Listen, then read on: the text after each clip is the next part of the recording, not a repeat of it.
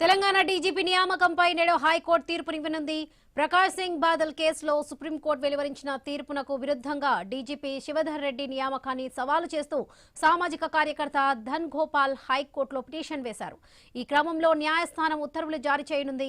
గత విచారణ సందర్భంగా ఇచ్చిన ఆదేశాల మేరకు యూపీఎస్సీకి డిసెంబర్ 31న తాజాగా జాబితాను పంపినట్లుగా సమాచారం. ఆలస్యంగా పంపారంటూ జాబితాను యూపీఎస్సీ తిరస్కరించిందన్నారు.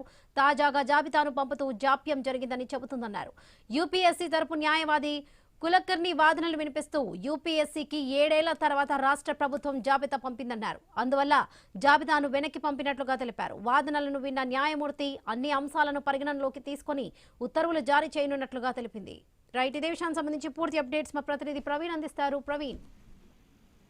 Thank you Varalakshmi. అయితే డీజీపీ శివధర్ రెడ్డి నియామకం చట్టవిరుద్ధంగా జరిగిందన్న వివాదం పైన హైకోర్టు శుక్రవారం ఉత్తర్వులు జారీ చేయనుంది.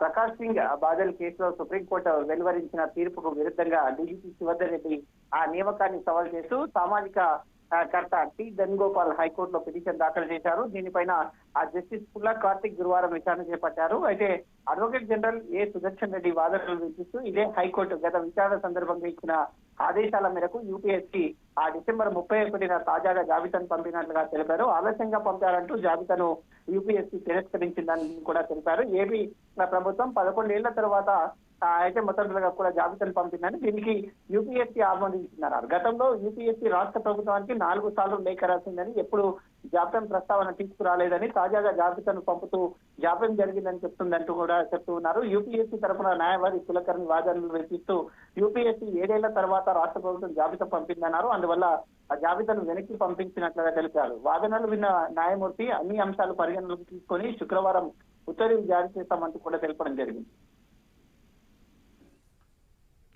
Right, thank you Praveen.